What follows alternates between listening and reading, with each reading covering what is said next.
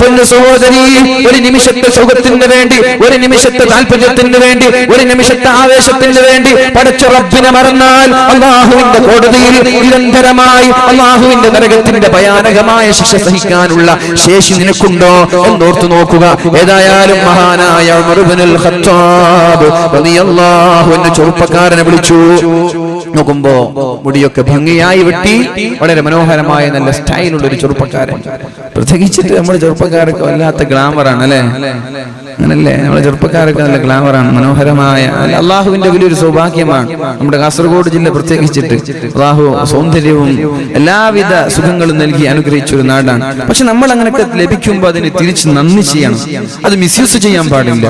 അപ്പൊ ഈ സഹോദരന്റെ ഭംഗി ആ പെണ്ണിനെ വശീകരിക്കുകയാണ്, ആ പെണ്ണിന് താല്പര്യം വരികയാണ്. അപ്പൊ ഈ നമ്മൾ എന്താണ് മനസ്സിലാക്കേണ്ടത്? നമ്മളൊക്കെ മനോഹരമായ വസ്ത്രം ധരിച്ചുകൊണ്ട് ഷോപ്പിലേക്കും അത് സെയിൽസ്മാൻ ആയിട്ടും അല്ലെങ്കിൽ ബസ് സ്റ്റാൻഡിലേക്കും അങ്ങാടികളിലേക്കൊക്കെ പോവാറുണ്ട്. നമ്മുടെ ലക്ഷ്യം എന്താ?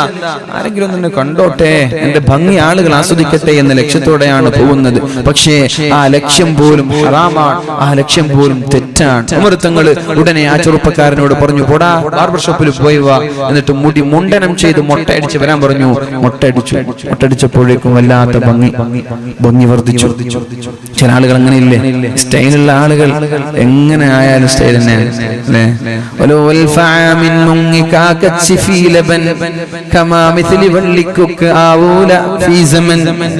ഒരു കാക്ക 1000 വർഷം പാലിൽ കുളിച്ചാലും കുക്കിനെ പോലെ ആവൂല. അപ്പൊ നമ്മളെ പോലെ കുറച്ച് ആളുകളൊക്കെ കുറെ ഫൗണ്ടേഷനും കുറെ ഫെയർലോലും കുറെ ഫെയർ ഹാൻഡ്സും ഒക്കെ ഇട്ടാല് വെളുക്കാൻ പോകുന്നില്ല, അത്രേ ഉണ്ടാവും. അപ്പൊ ഭംഗിയുള്ള ആളുകൾ ഇനി ഒന്നും തേച്ചില്ല, കീറിപ്പറഞ്ഞ വസ്ത്രം ധരിച്ചു, മൊട്ട അടിച്ചു, എന്നാലും കുഴപ്പമില്ല, അവർ ഭംഗി തന്നെയാണ്. അപ്പൊ ആ ചെറുപ്പക്കാരൻ ബാർബർ ഷോപ്പിൽ പോയി മൊട്ട അടിച്ചു മുണ്ടനം ചെയ്തു വന്നു. സുബ്ഹാനല്ലാഹ്, വല്ലാത്ത ഭംഗി. നമ്മളെ നമുക്കറിയായിരിക്കും, നമ്മളൊരു ഇസ്ലാമിക് പാട്ടുകളൊക്കെ പാടുന്ന മഹർസൈനൊക്കെ നിങ്ങൾ കണ്ടിട്ടുണ്ടാവും അല്ലെ? മഹർസൈൻ അറിയില്ലേ? നല്ലൊരു കഷണ്ടിയാണ്, നല്ല ലുക്കാണ് അല്ലെ? മുടിയൊക്കെ മൊട്ടടിച്ചു വരാം. അപ്പൊ ഏതായാലും അങ്ങനെ ചില ആളുകൾ മൊട്ടടിക്കുമ്പോഴേക്കും ഗ്ലാമർ കൂടി. അപ്പൊ പറഞ്ഞു, എന്നാ പിന്നെ അയാൾക്ക് തലപ്പാവ് കൊടുക്ക്, തലപ്പാവ് ധരിക്കാൻ പറഞ്ഞു. തലപ്പാവ് ധരിച്ചപ്പോ സുബ്ഹാനല്ലാഹ് ഇതിനേക്കാളും ഭംഗി കൂടി. അപ്പൊ പറഞ്ഞു, ഇനി നീ എന്റെ മദീനയിൽ നിൽക്കാൻ പാടില്ല, വേഗം മദീന വിട്ട് ബസറയിലേക്ക് പോകണം. നീ കാരണം ഒരു പെണ്ണിന് പോലും വേണ്ടാത്ത ചിന്ത വരാൻ പാടില്ല എന്ന് നിങ്ങൾ മനസ്സിലാക്കണം. ഈ ചെറുപ്പക്കാരൻ വല്ല തെറ്റ് ചെയ്തു? സൗന്ദര്യം ശാപമായിരിക്കും ചില സമയങ്ങളിലൊക്കെ അല്ലെ? സൗന്ദര്യം ചില ആളുകൾക്ക് വിപത്തായിട്ട് സംഭവിക്കാറുണ്ട്. അതേപോലെ ഒരാളാണ് മഹാനായ ഈ നസ്ർ ഇബ്നു ഹജ്ജാജ് എന്ന് പറയുന്ന സഹോദരൻ. അദ്ദേഹത്തിന്റെ സൗന്ദര്യം, അദ്ദേഹം ആരെയും വശീകരിക്കാൻ പോയോ ഇല്ലേ എന്നത് വേറെ വിഷയമാണ്. അദ്ദേഹത്തിന്റെ സൗന്ദര്യം കണ്ട് ഒരു പെണ്ണ് ആസ്വദിച്ചപ്പോഴാണ് മഹാനായ ഉമർ തങ്ങൾ പറഞ്ഞത്, മോനെ, നീ ഇനി മദീനയിൽ നിൽക്കരുത്. എന്റെ മദീനയിൽ ഒരു പെണ്ണിന് പോലും വ്യഭിചാരത്തെ കുറിച്ചുള്ള ചിന്ത ഉണ്ടാവാൻ പാടില്ല. പിന്നെ വ്യഭിചാരം ഉണ്ടായാലുള്ള കഥ എന്താണ്? വ്യഭിചാരത്തെ കുറിച്ചുള്ള ചിന്ത പോലും എന്റെ മദീനയിൽ ഉണ്ടാവാൻ പാടില്ല, നീ നാട് വിട്ടോളണം എന്ന് പറഞ്ഞ് ബസറയിലേക്ക് നാട് കടത്തിയെന്ന. അപ്പൊ ഞാൻ പറഞ്ഞു വരുന്നത്, തിന്മയെ നമ്മൾ ലഘൂകരിച്ച് കാണാൻ, നമ്മൾക്ക് ചാറ്റ് ചെയ്യുന്നതോ കോൾ ചെയ്യുന്നതോ വീഡിയോ കോൺഫറൻസ് നടത്തുന്നതോ ഇമേജുകൾ ടെക്സ്റ്റുകൾ പരസ്പരം കൈമാറുന്നതോ ഒന്നും കുഴപ്പമേ അല്ല. പിന്നെ ഇതൊക്കെ എപ്പോഴാ കുഴപ്പമാവുന്നത്? പിന്നെ ചെറിയൊരു വഞ്ചനയും ചതിയും ബ്ലാക്ക് മെയിലിംഗും നടത്താൻ പോവാൻ നമ്മൾ അയച്ചു കൊടുത്തൊരു ഇമേജ്, അത് വെച്ചിട്ട് നിന്റെ ജീവിതം വിലപേശാൻ, നിന്റെ കുടുംബത്തെ വിലപേശാൻ ആ സമയത്താ നീ വിരൽ കടിക്കസു. പടച്ചോനെ, ഇത് വേണ്ടായിരുന്നല്ലോ. ഉസ്താദുമാര് പറഞ്ഞതൊക്കെ സത്യം ാണല്ലോ. ഞാൻ വിചാരിച്ചു ഇവൻ എന്നോട് വല്ലാത്ത ആത്മാർത്ഥമായ സ്നേഹം കൊണ്ടാണെന്നൊക്കെ ഞാൻ തെറ്റിദ്ധരിച്ചു പോയതാണ്. ഇവന്റെ താല്പര്യം എന്റെ ശരീരമായിരുന്നു എന്ന് നിനക്ക് തോന്നാൻ തുടങ്ങുന്ന ഒരു സമയം വരാനുണ്ട്. അപ്പോഴേക്കും നിന്റെ സമയം അതിക്രമിച്ചു കഴിഞ്ഞിരിക്കുകയാണ്. അപ്പോഴേക്കും നിന്റെ സമയം കഴിഞ്ഞു. പിന്നെ നീ ചിന്തിച്ചിട്ടോ ആലോചിച്ചിട്ടോ കാര്യമുണ്ടാവൂല. അതുകൊണ്ട് പരിശുദ്ധമായ ഖുർആൻ ചോദിക്കുന്നത് പോലെ, അലം യഅ്നിലില്ലദീന ആമനൂ അല്ലാഹുവിനെ പേടിച്ചു നന്നാവാനുള്ള സമയമായിട്ടില്ലേ എന്ന ചോദ്യം ഉണ്ട്. റബ്ബേ, ഞങ്ങൾക്കൊക്കെ നന്നാവണമെന്നുണ്ട്. റബ്ബേ, ഞങ്ങളൊക്കെ നന്നാവാൻ ആഗ്രഹിക്കുകയാണ്. അല്ലാഹു നമ്മയൊക്കെ നല്ലവരിൽ പെടുത്തുമാറാവട്ടെ. മഹാനായ ഇബ്നു മസ്ഊദ് റളിയല്ലാഹു അൻഹു പറഞ്ഞതും അത് തന്നെയാണ്. ഒരു ചെമ്മാടിയായ ഒരാൾ, അയാൾക്ക് എത്ര തെറ്റ് ചെയ്താലും ഒരു ഈച്ച മൂക്കിന്റെ വക്കിലൂടെ പാറിയതുപോലെ ഉണ്ടാവും. അയാൾക്കൊന്നും ഒരു വിഷയമല്ല. എന്നാൽ ഒരു മുഅ്മിനായ ഒരാൾ ഒരാൾ ഒരു തെറ്റ് ജീവിതത്തിൽ വന്നു പോയാൽ ഒരു പർവ്വതം ശരീരത്തിലേക്ക് ഇടിഞ്ഞു വീഴുന്നത് മഹാനായ ഇബ്നു മസ്ഊദ് റളിയല്ലാഹു അൻഹു നമ്മോട് പഠിപ്പിക്കുകയാണ്. അല്ലാഹു നമ്മൾക്കും ബോധം നൽകുമാറാവട്ടെ. അല്ലാഹു നമ്മൾക്കും ബോധം നൽകുമാറാവട്ടെ. അല്ലാഹു നമ്മൾക്ക് നല്ല രീതിയിൽ ജീവിക്കാനുള്ള തൗഫീഖ് ചെയ്യുമാറാവട്ടെ. അല്ലാഹു ഒരു സമൂഹത്തെയും വെറുതെ നശിപ്പിച്ചിട്ടില്ല. ഒരു സമൂഹത്തെയും അല്ലാഹു വെറുതെ കൊന്നുകളഞ്ഞിട്ടില്ല. ഒരു സമൂഹത്തിനും അല്ലാഹുവിന്റെ അദാബ് വെറുതെ അല്ലാഹു അയച്ചിട്ടില്ല. അല്ലാഹു തന്നെ പറയട്ടെ പരിശുദ്ധമായ ഖുർആനിൽ, വമാ അസ്വാബകും മിൻ മുസീബ, ഒരു സമൂഹത്തിനും ആപത്തുകളോ വിപത്തുകളോ ഞാൻ അയച്ചിട്ടില്ല. ഫബിമാ കസബത് ഐദീകും, ആർക്കെങ്കിലും കൊടുത്തിട്ടുണ്ടെങ്കിൽ ഫബിമാ കസബത് ഐദിന്നാസ്, അത് ജനങ്ങൾ ചെയ്ത ആ ഒരു തിന്മകൾ കാരണമാണ്. തെറ്റ് ചെയ്തത് കാരണം ശിക്ഷിക്കൂല, അത് ശ്രദ്ധിക്കണം നമ്മൾ. തെറ്റ് ചെയ്തത് കാരണം ഒരാളെയും ശിക്ഷിക്കില്ല. തെറ്റ് ചെയ്ത് തൗബ ചെയ്യാൻ നീ താല്പര്യം കാണിച്ചില്ലേ, അല്ലാഹുവിലേക്ക് മടങ്ങാനുള്ള സന്മനസ് നിനക്കുണ്ടായില്ലേ, അപ്പോഴാണ് ശിക്ഷകൾ ഇറങ്ങുന്നത്. തെറ്റ് ചെയ്തത് കാരണം ഒരാളെയും അല്ലാഹു ശിക്ഷിക്കില്ല. അങ്ങനെയാണ് തൗബ ചെയ്യാൻ വിസമ്മതിക്കുമ്പോൾ ഉടനെ പടച്ചറപ്പിന്റെ അദാബ് നമ്മളിലേക്ക് കടന്നു വരും. അല്ലാഹു നമ്മളെയൊക്കെ രക്ഷപ്പെടുത്തുമാറാവട്ടെ. فبما كسبت أيديكم ويعفو عن كثير, നിങ്ങൾ ചോദിക്കാതെ തന്നെ അല്ലാഹു നിങ്ങൾക്ക് പുറത്തു തരുന്ന ഒരുപാട് പാപങ്ങളുണ്ട്. തൗബ ചെയ്യേണ്ട ആവശ്യമില്ല, അല്ലാഹുവിനോട് ദുആ ചെയ്യേണ്ട ആവശ്യമില്ല.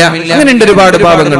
അങ്ങനെയുണ്ട് ഉസ്താദേ, ദുആ ചെയ്യാതെ ഇസ്തിഗ്ഫാർ ചെല്ലാതെയൊക്കെ അല്ലാഹു പാപങ്ങൾ പുറത്തു തരും എന്നാണ് അല്ലാഹുവിന്റെ ഹബീബ് പഠിപ്പിച്ചു തന്നത്. നമ്മുടെ ചെറുദോഷങ്ങൾ അല്ലാഹുവിനോട് നിങ്ങൾ തൗബ ചെയ്യേണ്ട ആവശ്യമില്ല. ചെറുദോഷങ്ങൾ അല്ലാതെ തന്നെ അല്ലാഹു നമ്മൾക്ക് പുറത്തു തരികയാണ്. അർ-റമളാനു ഇലർ റമളാൻ, കഴിഞ്ഞ റമളാൻ മുതൽ ഈ റമളാൻ വരെ റമളാനിനെ കാത്തിരുന്നത് കാരണം അതിന്റെ ഇടയിൽ വന്നു പോയ ചെറുദോഷങ്ങൾ അല്ലാഹു പുറത്തു തരുമെന്ന് മുഹമ്മദുർ റസൂലുള്ളാഹ്. അസ്സലാത്തു ഇലസ്സലാഹ്, ഒരു നിസ്കാരം മുതൽ ളുഹർ നിസ്കാരം മുതൽ അസ്ർ വരെ നിസ്കാരത്തെ കാത്തിരുന്ന സമയം, അതിനിടയിൽ നമ്മുടെ ഭാഗത്ത് വരുന്ന ചെറുദോഷങ്ങൾ നിങ്ങൾ ചോദിക്കാതെ തന്നെ അല്ലാഹു നിങ്ങൾക്ക് പുറത്തു തരുമെന്ന് പരിശുദ്ധ ഹബീബ് സല്ലല്ലാഹു അലൈഹി വസല്ലം. അൽ ജുമഅതു ഇലൽ ജുമഅ, പരിശുദ്ധമായ ജുമഅ കഴിഞ്ഞ ആഴ്ച കഴിഞ്ഞു, ഇനി നാളെ വരാനിരിക്കുകയാണ്. ഈ ജുമഅയുടെ ഇടയിൽ നമ്മുടെ ജീവിതത്തിൽ വന്നു പോയ ചെറുദോഷങ്ങൾ അല്ലാഹു പുറത്തു തരികയാണ്, ചോദ്യമില്ലാതെ. ഇത് പറഞ്ഞത് പരിശുദ്ധ റസൂലുള്ളാഹി സ്വല്ലല്ലാഹു അലൈഹി വസല്ലം. ഇൽമിന്റെ സദസ്സിലേക്ക് വന്നത് കാരണം, വഅലിന്റെ സദസ്സിലേക്ക് വന്നത് കാരണം, ദിക്റിന്റെ മജ്ലിസിലേക്ക് വന്നത് കാരണം, മജ്ലിസുൻ നൂറൊക്കെ അതൊരു പ്രകാശത്തിന്റെ സദസ്സായി, ഹൃദയത്തിന്റെ പ്രകാശമായി, മുഖത്തിന്റെ പ്രകാശമായി നമ്മുടെ നാടുനീള പള്ളികളിൽ നടന്നുകൊണ്ടിരിക്കുമ്പോൾ ഏതെങ്കിലും ഒരാൾ അങ്ങനെയുള്ള ഒരു സദസ്സിൽ വന്നിരിക്കാൻ തയ്യാറായാൽ അല്ലാഹു പറയുന്ന പരിശുദ്ധമായ സ്വഹീഹായ ഹദീസിൽ പഠിപ്പിക്കുകയാണ്, ഊമൂ മഗ്ഫൂറൻ ലക്കും, നിങ്ങൾ ഈ സലാത്ത് ഈ പരിപാടി കഴിഞ്ഞ് ദുആ കഴിഞ്ഞ് മജ്ലിസുൻ നൂർ കഴിഞ്ഞ് സലാത്ത് ചൊല്ലി വീട്ടിലേക്ക് പുറപ്പെടുമ്പോഴേക്കും നിങ്ങളുടെ ചെറുദോഷങ്ങൾ എല്ലാം ഞാൻ മാപ്പ് ചെയ്തിരിക്കുകയാണ്. ചെറുദോഷങ്ങൾ ഇങ്ങനെ തന്നെ പൊറുക്കപ്പെടുന്നുണ്ട്. ഒരു സലാത്ത് ചൊല്ലുമ്പോ അതോടൊപ്പം 10 ചെറുദോഷങ്ങൾ അല്ലാഹു മായ്ച്ചു തരുന്നുണ്ട്. ഒരു സദഖ ചെയ്യുമ്പോഴേക്കും ഒരുപാട് ചെറുദോഷങ്ങൾ അല്ലാഹു മാപ്പ് നൽകുന്നുണ്ട്. അങ്ങനെ ജീവിതത്തിൽ നമ്മൾ അറിയാതെ തന്നെ നമ്മുടെ ചെറുദോഷങ്ങൾ അല്ലാഹു പുറത്തു തരുമ്പോ ഇനി ബാക്കിയുള്ളത് വൻദോഷങ്ങളാണ്. വയഅഫു അൻ കസീർ, നിങ്ങൾ ചോദിക്കാതെ തന്നെ ചിലത് പുറത്തു തരുമ്പോ നിങ്ങൾ ചോദിക്കണം വൻദോഷങ്ങളിൽ നിന്ന്. അല്ലാഹു പുറത്തു തരണമെങ്കിൽ അല്ലാഹുവിനോട് കരഞ്ഞുകൊണ്ട് തൗബ ചെയ്യ്. അല്ലാഹു നമ്മൾക്ക് മാപ്പ് നൽകുമാറാവട്ടെ. വഹറൽ ഫസാദു ഫിൽ ബദ്ദി വൽ ബഹർ, കടലിലും കരയിലും അല്ലാഹുവിന്റെ പരീക്ഷണങ്ങൾ വരാനുള്ള കാരണം സുനാമികൾ, കൊടുങ്കാറ്റുകൾ, ഉത്തരേന്ത്യൻ സംസ്ഥാനങ്ങളിൽ നമ്മൾ കേൾക്കുന്നത് പോലെ ഒരുപാട് പ്രയാസങ്ങൾ നമ്മുടെ സമൂഹത്തിലേക്ക് വരാനുള്ള കാരണം ബിമാ കസബത് ഐദിന്നാസ്, അല്ലാഹു വെറുതെ കൊടുത്തതല്ല. അതൊക്കെ അല്ലാഹുവിനോട് അതിക്രമം കാണിച്ചു, തൗബ ചെയ്യാൻ മടി കാണിച്ചത് മൂലം അല്ലാഹു അവരെ നശിപ്പിച്ചിരിക്കുകയാണ്. ലിയുദീഖഹും ബഅദല്ലദീ അമിലൂ, ഇങ്ങനെ ഞാൻ ഇടയ്ക്കിടെ താക്കീതായി ഇടയ്ക്കിടെ ചില പണിഷ്മെന്റുകൾ കൊടുത്തില്ല എങ്കിൽ അവർ ഞാനുണ്ട് എന്ന് തന്നെ മറന്നു പോകും, അല്ലാഹു ഉണ്ട് എന്ന് തന്നെ മറന്നു പോകും. അങ്ങനെ മറക്കാതിരിക്കാൻ ഇടയ്ക്കിടെ ചില ട്രീറ്റ്മെന്റുകൾ, ചില പരീക്ഷണങ്ങൾ, ചില അള്ളാഹുവിന്റെ അദാബുകൾ ഒരു വാണിംഗായി, ഒരു താക്കീതായി അള്ളാഹു സമൂഹത്തിന് അയച്ചു കൊടുക്കുമെന്ന് പരിശുദ്ധ ഖുർആനിൽ അള്ളാഹു പഠിപ്പിക്കുകയാണ്. എന്തിനാണ് അദാബുകൾ ഇറക്കുന്നത്? ലഅല്ലഹും യർജിഊൻ. ഈ ഉത്തരേന്ത്യൻ സംസ്ഥാനങ്ങളിൽ നിരന്തരമായി കേട്ടുകൊണ്ടിരിക്കുന്ന ഭൂകമ്പങ്ങളെ കുറിച്ച് നിങ്ങൾ മനസ്സിലാക്കുമ്പോഴേക്കും ഈ മഞ്ചേശ്വരത്ത് നിൽക്കുന്ന എല്ലാ തോന്നിവാസികളും വിചാരിക്കണം, പടച്ചവനെ അവിടേക്ക് ഭൂകമ്പമെത്തി, ചൈനയിലേക്ക് സുനാമി എത്തി, ഇന്തോനേഷ്യയിൽ സുനാമി എത്തി, മറ്റുള്ള ഗൾഫ് രാജ്യങ്ങളിൽ കൊടുങ്കാറ്റെത്തി, ഇനി നമ്മുടെ മഞ്ചേശ്വരത്തേക്ക്, നമ്മുടെ കേരളത്തിലേക്ക് വരാനിരിക്കുന്നതേയുള്ളൂ. എന്തിനാണ് ഇതൊക്കെ അല്ലാഹു ശിക്ഷകൾ നൽകിയത്? ലഅല്ലഹും യർജിഊൻ. ഞാൻ നന്നാവാൻ വേണ്ടിയിട്ടാണല്ലോ, ഞാനൊന്ന് തൗബ ചെയ്യാൻ വേണ്ടിയിട്ടാണല്ലോ, ഞാനൊന്ന് അല്ലാഹുവിലേക്ക് മടങ്ങാൻ വേണ്ടിയിട്ടാണല്ലോ. പത്രങ്ങളിൽ വായിക്കുന്ന ആളുകളല്ലേ നമ്മൾ. ആക്സിഡന്റിന്റെ വാർത്തകൾ കേൾക്കുമ്പോ എന്തേ ഞങ്ങളുടെ വണ്ടികളും ആക്സിഡന്റ് ആയിക്കൂടെ, ഞങ്ങളുടെ കുടുംബങ്ങളിലും അപകടങ്ങൾ നടന്നൂടെ? ഇങ്ങനെ ഒരു വാർത്തകൾ വായിക്കുമ്പോ ഉടനെ നമ്മൾ കരുതണം ലഅല്ലഹും യർജിഊൻ. ഈ ആക്സിഡന്റിന്റെ വാർത്തകൾ നമ്മുടെ ശരീരം, നമ്മുടെ ചെവിയിലേക്ക് തുളച്ചു കയറുന്നത് തന്നെ എന്റെ ഡ്രൈവിംഗിൽ ചെറിയൊരു അവയർനെസ് എനിക്ക് ഉണ്ടാവാൻ വേണ്ടിയിട്ടാണ്, ചെറിയൊരു ബോധം എനിക്ക് ഉണ്ടാവാൻ വേണ്ടിയിട്ടാണ്. മനുഷ്യന്മാരെ, കേരളക്കരയെ, കാസർഗോഡ് ജില്ലയെ പ്രത്യേകിച്ചിട്ട് കണ്ണീരിലാഴ്ത്തിയ, ദുഃഖത്തിന്റെ കരിനിഴൽ വീഴ്ത്തിയ ഒരപകടം നമ്മുടെ നാട്ടിൽ നടന്നപ്പോ ഈ ചുറ്റുകൂടിയിരിക്കുന്ന ആളുകളോട് എനിക്ക് പറയാനുള്ളത്, അല്ലാഹുവിനെ പേടിച്ചുകൊണ്ട് ഇങ്ങനെയുള്ള അപകടങ്ങൾ നമ്മുടെ നാട്ടിൽ നാടുകളിൽ വർദ്ധിച്ചുകൊണ്ടിരിക്കുമ്പോ ഓരോ വാതിന്റെ കണ്ണൂർ ഭാഗത്തേക്ക് പോകുമ്പോഴേക്കും ഒരു ദിവസം ഒരു ആക്സിഡന്റ് കാണാത്ത ദിവസമില്ല. ഇങ്ങനെ നിരന്തരമായ ആക്സിഡന്റുകൾ നടക്കുമ്പോ നിങ്ങൾ ദയവ് ചെയ്ത് വാഹനങ്ങളിൽ കയറുമ്പോ ബിസ്മില്ലാഹി തവക്കൽതു അലല്ലാഹ്, അല്ലാഹുവേ എന്റെ വാഹനത്തെ, എന്റെ ജീവിതത്തെ, എന്റെ കുടുംബത്തെ ഞാൻ നിന്നെ ബരമേൽപ്പിച്ചുകൊണ്ടാണ് കയറുന്നത്. സുബ്ഹാനല്ലദീ സഖറ ലനാ ഹാദാ വമാ കുന്നാ ലഹു മുഖ്രിനീൻ. അല്ലാഹുവേ ഈ ഒരു വാഹനം എനിക്ക് കീഴ്പ്പെടുത്തി തന്ന റബ്ബേ, ഈ പരിശുദ്ധനാണ് എന്ന് പറഞ്ഞുകൊണ്ട് തന്റെ വാഹനത്തിൽ കയറുക, എന്നിട്ട് മാന്യമായി ഡ്രൈവ് ചെയ്യുക. എന്നാൽ അപകടങ്ങളിൽ നിന്ന് അല്ലാഹു നമ്മളെ സംരക്ഷിക്കും. അല്ലാതെ ഒരു ദിക്റുമില്ല, ഒരു ദിക്റുമില്ല, ഒരു ഫാത്തിഹയില്ല, ഒന്നുമില്ലാതെ മൃഗത്തെ പോലെ വണ്ടിയിൽ കയറി, ഇല്ലാത്ത വണ്ടിയിൽ കയറി എന്നിട്ട് ലക്ഷ്യമായി പോവുക. ഇതിന് അല്ലാഹു ചില ആളുകൾക്ക് താക്കീത് നൽകുകയാണ്. അല്ലാഹു മരിച്ചുപോയ ആളുകൾക്കൊക്കെ അല്ലാഹു മഗ്ഫിറത്ത് നൽകട്ടെ. അല്ലാഹു ആ കുടുംബത്തിന് നല്ലൊരു പകരം നൽകട്ടെ. അല്ലാഹു ഇതുപോലെയുള്ള അപകടങ്ങളിൽ നിന്ന് നമ്മയും നമ്മുടെ നാട്ടുകാരെയും സംരക്ഷിക്കുമാറാവട്ടെ.